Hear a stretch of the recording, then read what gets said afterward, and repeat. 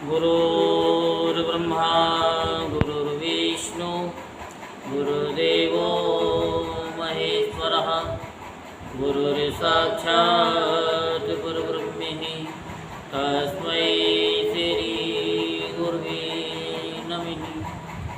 ॐ गजाननं भूतगणाधिसेवितं कपितजम्बुफलचारुभक्षणं उमासुतं शोकविनाशकारिकं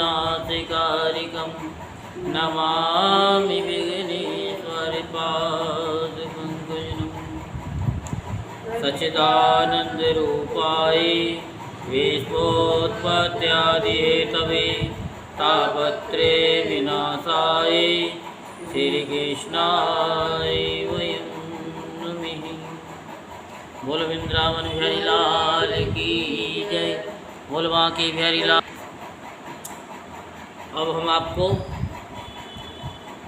श्रीमद् भागवत महापुराण में अष्टांग योग की विधि के बारे में बताएंगे, जो कपिल देव जी अपनी माता जी को बता रहे हैं। तो कपिल देव भगवान कहते हैं कि माता जी, अब मैं तुम्हें सभी योग का लक्षण बताता हूँ, जिसके द्वारा चित्त शुद्ध एवं प्रसन्न होकर परमात्मा के मार्ग में प्रवृत्त हो जाता है। यथाशक्ति शास्त्र विहित स्वधर्म का पालन करना तथा शास्त्र विरुद्ध आचरण का परित्याग करना, प्रारब्ध के अनुसार जो कुछ मिल जाए उसी में संतुष्ट रहना, आत्मज्ञानियों के चरणों की पूजा करना, विषय वासनाओं को बढ़ाने वाले कर्मों से दूर रहना, संसार बंधन से छुड़ाने वाले धर्मों में प्रेम करना, पवित्र और परिमित भोजन करना, निरंतर एकांत और निर्भय स्थान में रहना, मन वाणी और शरीर से किसी जीव को न सताना, सत्य बोलना, चोरी न करना, आवश्यकता से अधिक वस्तुओं का संग्रह न करना, ब्रह्मचर्य का पालन करना, तपस्या करना, धर्म पालन के लिए कष्ट सहना,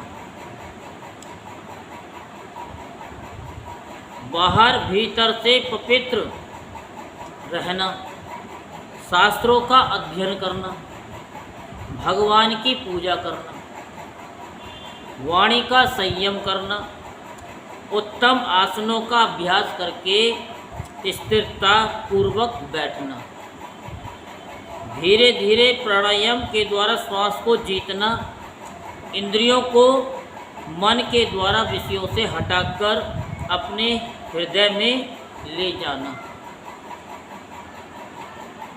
मूलाधार आदि किसी एक केंद्र में मन के सहित प्राणों को स्थिर करना, निरंतर भगवान की लीलाओं का चिंतन और चित्त को समाहित करना, इनसे तथा व्रत दान आदि दूसरे साधनों से भी सावधानी के साथ प्राणों को जीतकर बुद्धि के द्वारा अपने कुमारगामी दुष्ट चित्त को धीरे धीरे एकाग्र करें और परमात्मा के ध्यान में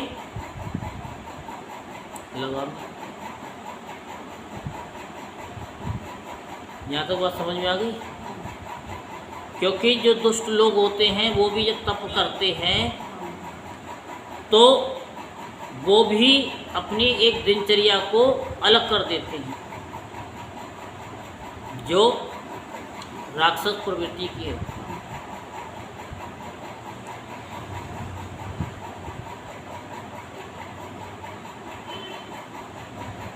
हिरण्यकश्यपु ने तपस्या की तो उन्होंने भी हर चीज़ का त्याग किया। पयोव्रत होता है पुत्र प्राप्ति का, तो उसमें भी इन चीज़ों का कि सत्य बोलना, कितना आहार करना है, क्या खाना है, क्या पीना है, ये सब वो एक अनुशासन होकर के,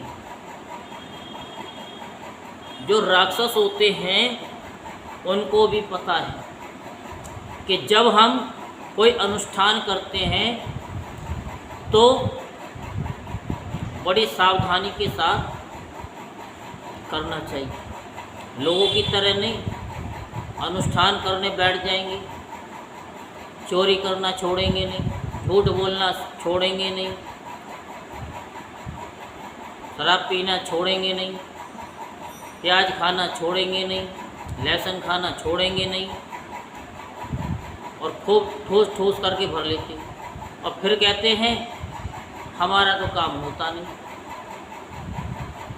तो काम कहाँ से होगा? गाने से थोड़ी हो जाएगा कि दुख काटो। उसके लिए क्या है कि पहले अपने आप को बदलना पड़ता है। अगर कष्टों को दूर करना है, परमात्मा को पाना है, तो इन सत्य का आचरण करना पड़ेगा, झूठ को छोड़ना पड़ेगा। और भगवान के नाम में तो बहुत शक्ति है कि भगवान के नाम से क्या नहीं मिल सकता। भगवान तो मिलते ही मिलते हैं। जब भगवान मिलते हैं तो उसके साथ साथ बहुत सारी ऐसी चीज़ें हैं जो मिल जाती हैं, अनायास ही मिल जाती हैं। लेकिन काले कर्म ही मिथ्या ही दोष लगाए, भगवान को दोष लगाते हमारा काम हुआ नहीं।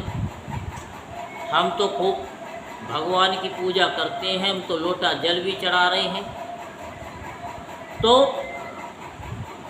फल कहाँ से मिलेगा?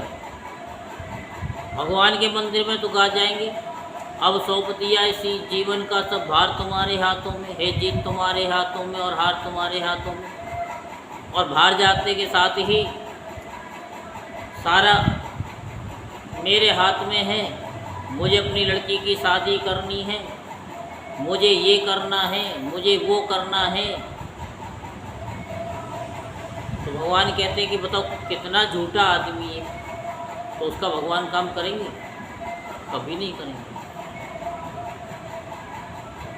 भगवान का नाम लो तो एक सत्यता के साथ लो, राधे राधे बोलो, कृष्ण कृष्ण बोलो, शिव शिव बोलो, अहम ब्रह्मास्मि बोलो, शिवो हम बोलो, फिर देखो चमत्कार होंगे और होते हैं। तो यही कपिल देव जी अपनी माता जी को बता रहे हैं कि कैसे करना है। सबसे पहला नियम है कि अपने आसन को जीतें। आसन तो जीता नहीं जाता, बैठ सकते नहीं, खड़े भी नहीं हो सकते, तो क्या करेंगे? सबसे पहला नियम है कि अपने आसन को जीते। फिर प्राणायाम के अभ्यास के लिए पवित्र देश में कुश और मृगा चर्मादि से युक्त आसन बिछाएं। उस पर शरीर को सीधा और स्थिर रखते हुए सुखपूर्वक बैठकर अभ्यास करें।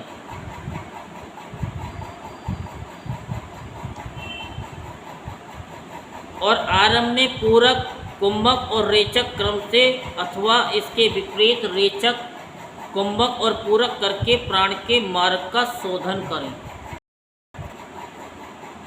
जिससे चित्त स्थिर और निश्चल हो जाए।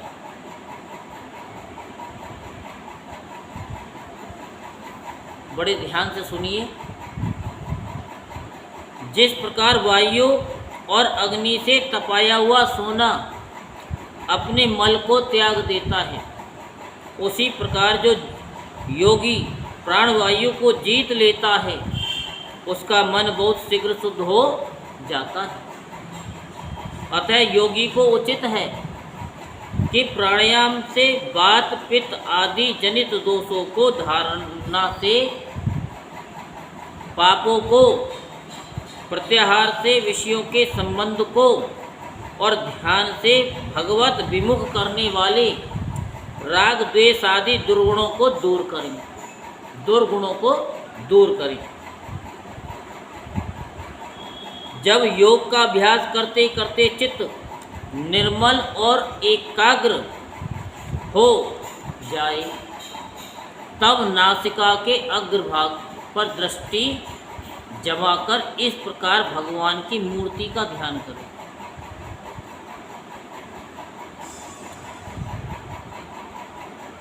भगवान का मुख कमल आनंद से प्रफुल्लित है, नेत्र कमल कोश के समान रत्नारे हैं, शरीर नील कमल दल के श्याम है,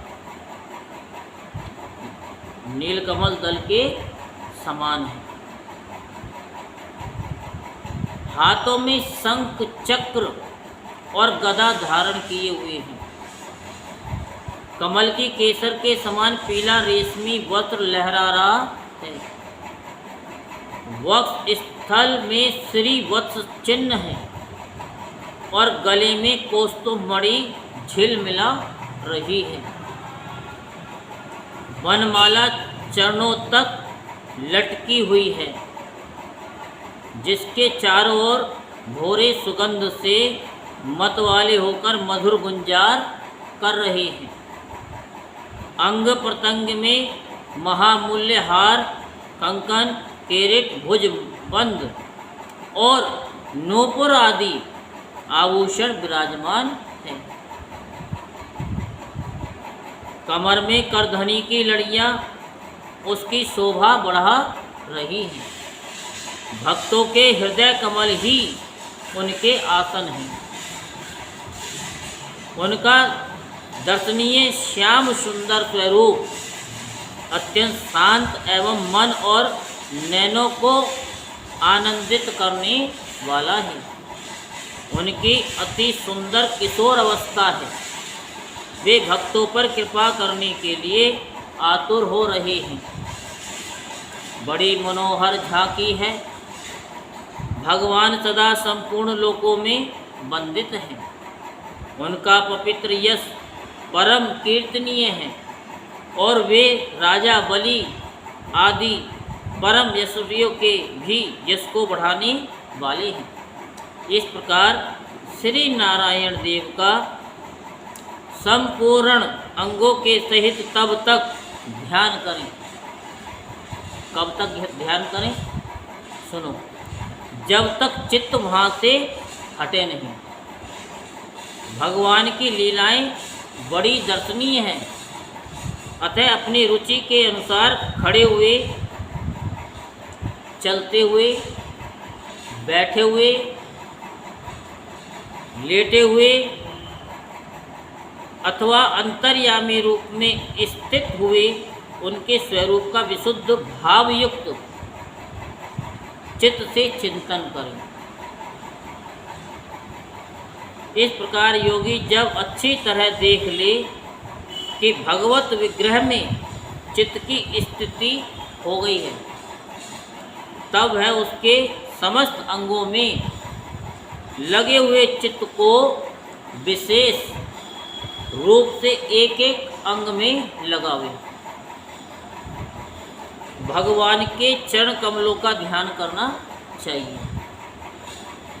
वे वज्र, अंकुश, ध्वजा और कमल के मंगल में चिन्हों से युक्त है तथा अपने उभरे हुए लाल लाल शोभा में नख चंद्र मंडल की चंद्रिका से ध्यान करने वालों के हृदय के अज्ञान रूप घोर अंधकार को दूर कर देते हैं।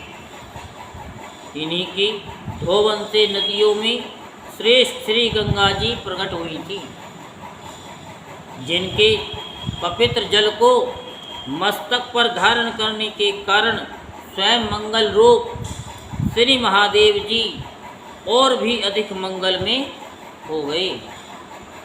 ये अपना ध्यान करने वालों के पाप रूप पर्वतों पर छोड़े हुए इंद्र के वज्र के समान हैं। भगवान के इन चरण कमलों का चिरकाल तक चिंतन करें। भव्यहारी अजन्मा श्री हरि को दोनों पिंडलियों एवं घुटनों का ध्यान करें।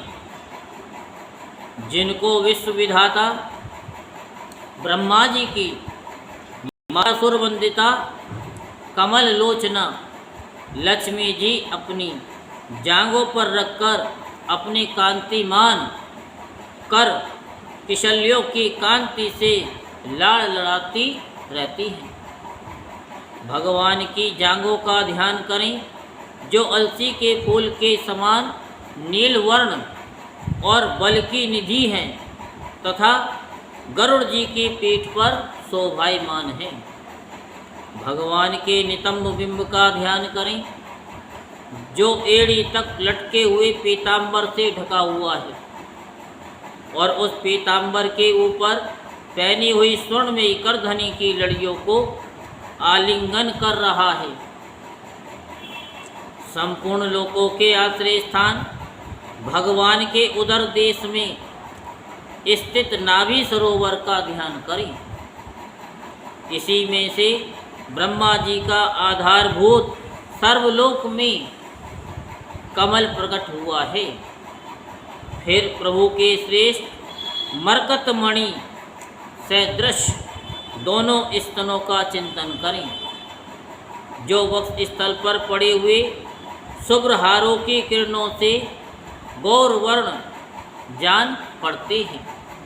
इसके पश्चात पुरुषोत्तम भगवान के वक्ष स्थल का ध्यान करें जो महालक्ष्मी का निवास स्थान है और लोगों के मन एवं नेत्रों को आनंद देने वाला है। फिर संपूर्ण लोकों के वंदनीय भगवान के गले का चिंतन करें जो मानव कौस्तुभ मणि को भी सुशोभित करने के लिए ही उसे धारण करता है। समस्त लोकपालों की आश्रयभूता भगवान की चारों भुजाओं का ध्यान करें जिनमें धारण किए हुए कंकणादि आभूषण समुद्र मंथन के समय मंद्राचल के रगड़ से और भी उजले हो गए हैं। इसी प्रकार जिसके तेज को सहन नहीं किया जा सकता उस सहस्त्र धारों वाले सुदर्शन चक्र का तथा उनके कर कमल में राजहंस के समान विराजमान शंख का चिंतन करें। फिर विपक्षी वीरों के रुधिर से सनी हुई प्रभु की प्यारी कोमोद की गदा का और भोरों के शब्द से गुंजायमान वनमाला का और उनके कंठ में सुशोभित संपूर्ण जीवों के निर्मल तत्व रूप कौस्तुभ मणि का ध्यान करें।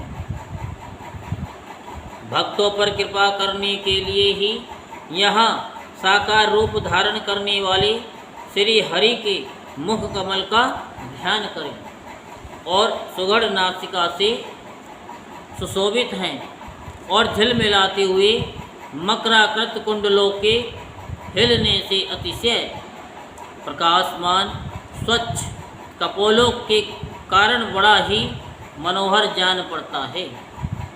काली काली घुंघराली अलकावली से मंडित भगवान का मुखमंडल अपनी छवि के द्वारा भ्रमरों से सेवित कमल कोश का भी तिरस्कार कर रहा है और उसके कमल सदृश विशाल एवं चंचल नेत्र उस कमल कोश पर उछलते हुए मछलियों के जोड़े की शोभा को मात कर रहे हैं। उन्नत भ्रूलताओं से सुशोभित भगवान के ऐसे मनोहर मुखारविंद की मन में धारणा करके आलस्य रहित हो उसी का ध्यान करें।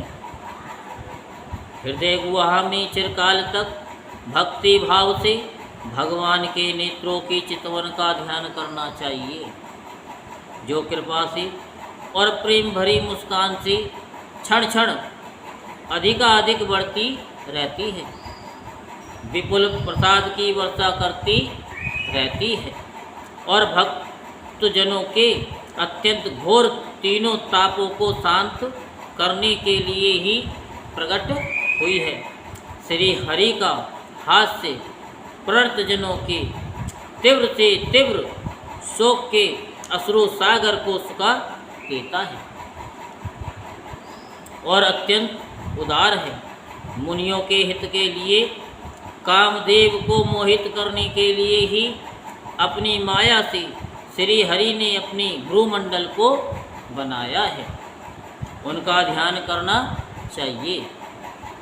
अत्यंत प्रेमाद्र भाव से अपने हृदय में विराजमान श्री हरि के खिलखिलाकर हंसने का ध्यान करें, जो वस्तुतः ध्यान के ही योग्य है तथा जिसमें ऊपर और नीचे के दोनों होठों की अत्यधिक अरुण कांति के कारण उनके कुंदकली के समान शुभ और छोटे छोटे दांतों पर लालिमा सी प्रतीत होने लगी है।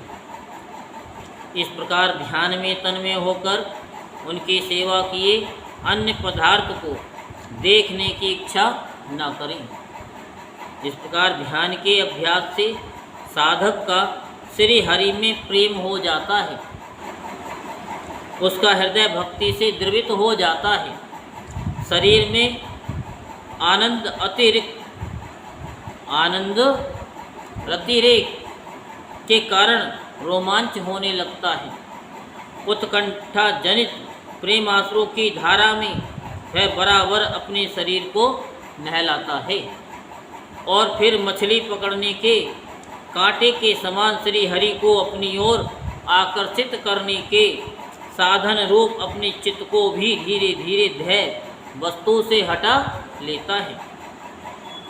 जैसे तेल आदि के चुक जाने पर दीप शिखा अपने कारण रूप तेजस तत्व में लीन हो जाती है, वैसे ही आश्रय विषय और राग से रहित होकर मन शांत ब्रह्माकार हो जाता है। इस अवस्था के प्राप्त होने पर जीव गुण प्रभा रूप देहादि उपाधि के निवृत्त हो जाने के कारण ध्याता ध्येय आदि विभाग से रहित एक अखंड परमात्मा को ही सर्वस्व अनुगत देखता है। योग अभ्यास से प्राप्त हुई चित्त की इस अविद्या रहित लय रूप निवृत्ति से अपनी सुख दुख रहित ब्रह्म रूप महिमा में स्थित होकर परमात्म तत्व का साक्षात्कार कर लेने पर वह योगी जिस सुख दुख के भोक्तृत्व को पहले अज्ञानवश अपने स्वरूप में देखता था, उसे अब अविद्याकृत अहंकार में ही देखता है। जिस प्रकार मदिरा के मद से मत वाले पुरुष को अपनी कमर पर लपेटे हुए वस्त्र के रहने या गिरने की भी सुध नहीं रहती, उसी प्रकार चरणावस्था को प्राप्त हुए सिद्ध पुरुष को भी अपने देह के बैठने उठने अथवा देववश कहीं जाने या लौट आने के विषय में कुछ भी ज्ञान नहीं होता, क्योंकि वह अपने परमानंद में स्वरूप में स्थित है। उसका शरीर तो पूर्व जन्म के संस्कारों के अधीन है, अतः जब तक उसका आरंभक प्रारब्ध शेष है तब तक वह इंद्रियों के सहित जीवित रहता है। किंतु जिसे समाधि प्रयतन योग की स्थिति प्राप्त हो गई है और जिसने परमात्म तत्व को भी भली भांति जान लिया है, वह सिद्ध पुरुष पुत्र कलत्रादि के सहित इस शरीर को सपन में प्रतीत होने वाले शरीरों के समान फिर स्वीकार नहीं करता, फिर उसमें अहमता ममता नहीं करता। जिस प्रकार अत्यंत स्नेह के कारण पुत्र और धनादि में भी साधारण जीवों की आत्म बुद्धि रहती है, किंतु थोड़ा सा विचार करने से ही वे उनसे स्पष्टता अलग दिखाई देते हैं, उसी प्रकार जिन्हें ये अपना आत्मा मान बैठा है, उन देहादि से भी उनका साक्षी पुरुष पृथक ही है।